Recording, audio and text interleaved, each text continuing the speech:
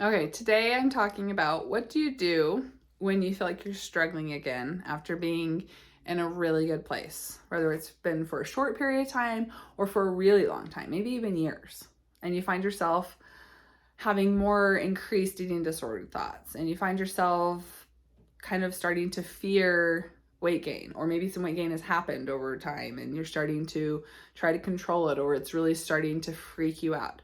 What do you do when you see your eating disorder kind of coming back into your life? The most important thing you do is you act immediately. So, first, you admit to yourself, I think I might have a problem.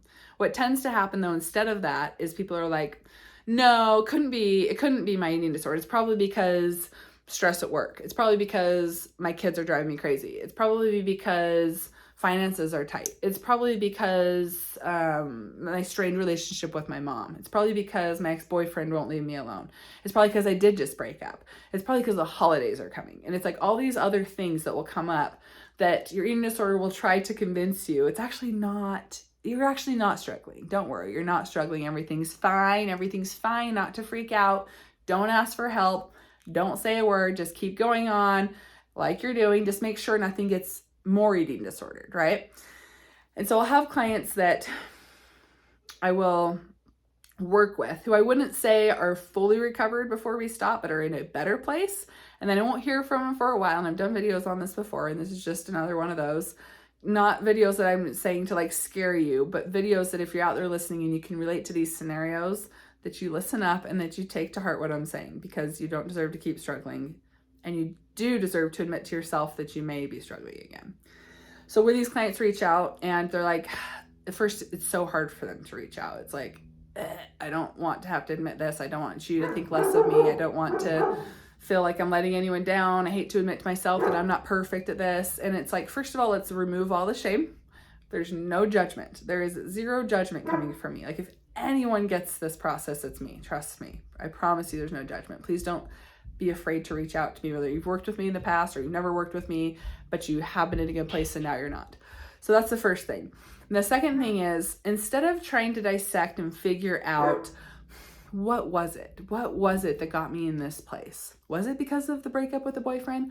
Was it because of work? Was it because of school? What was it? Maybe if I figure that out, what it was that was causing it, then it will just all go away. And what I tell people is, first, actually, what you need to do is you need to get really aggressive, really bold, and really serious about changing any behaviors that have become disordered immediately.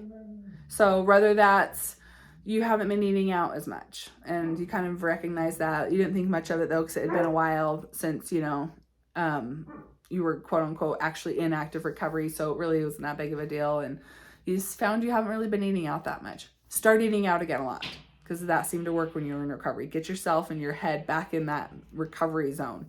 If it's like, well, I was exercising like not very frequently and I started walking again, but now lately it's been becoming a little bit more frequent, and I don't know, like maybe, I don't know if that's a problem. Stop immediately. Just cut it out completely for a while. Maybe it's, I don't know, I was spending money more freely and now I will not spend money on food. I'm very meticulous about how I'm spending it, what I'm spending it on. Go spend money on food. Like whatever the actual behaviors that you're catching are a problem. Again, instead of trying to figure out all these other things that may have caused you to fall into a problem again with your eating disorder, change the actual behaviors immediately. That's my first piece of advice. Excuse me. The second one is reach out for help. Please don't pretend like don't pretend like there's not a problem. You don't need to make it this big, huge thing like I've relapsed and announce it to the world and, freak people out that have been, on your support team. Nothing like that. But you do need to be really honest. All right. Stay grounded and just be like, hey, look, I find that I'm getting more increased thoughts with X, Y, and Z. And I've noticed that I'm having resistance to do things that I used to be able to do easily in the past. I am having a harder time being still. I'm finding just overall my anxiety is high, or whatever it is. Just talk to that person that you can trust, someone that you can trust, someone that will understand. Okay? Because you don't have to do this alone. You don't have to get it all figured out and pretend like nothing happened. Just kind of tuck it under the rug and move on. That doesn't go well. That does not go well. When I see clients try to do that, they find themselves in a deeper and deeper hole. Almost never do I see someone dig themselves out of that completely by themselves without talking to anyone, even if that one person is their coach, or even if that one person is their spouse. Again, you don't have to announce it to the world, but you do need to talk about it so that you, first of all, remove the shame. Second of all, you've got some support there that you feel like you can talk to somebody about it, because trying to keep all of it in your head doesn't go well. It's too much for your brain to process all alone with nobody else to process with. And so if you find yourself struggling, those are the two major pieces of advice would be: first, is that three? Maybe that's three. First, instead of trying to stay in denial and blame it on all these other things in your life, regardless of what the cause was, the fact is you're struggling again. The second thing you need to do is, once you've accepted that this is actually happening, change your behaviors immediately back into being committed to recovery-oriented actions. And the third thing is, talk to people you feel like you can trust. Again, you don't have to like announce it to the world. You don't have to, tell people to scare them, or tell people we're going to overreact. Tell people that we're like, hey, okay, no problem. There's no judgment here. Let's work on it. You don't need to be ashamed of this. This is just something that we need to address, and we can get it turned around, no problem.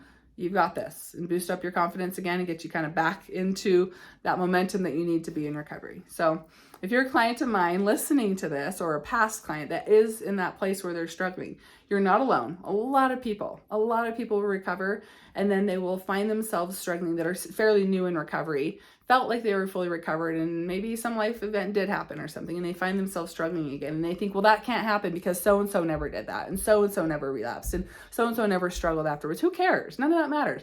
The fact of the matter is that you are struggling again. You do deserve help. You do deserve full recovery. And all you need to do from that past experience where you struggled was look at it after you've got yourself back in a good place and ask yourself, what did go wrong? What were some red flags there that I can correct for next time? What are some things that I need to set in place if these things happen again, these scenarios happen again, to ensure that I safeguard my recovery?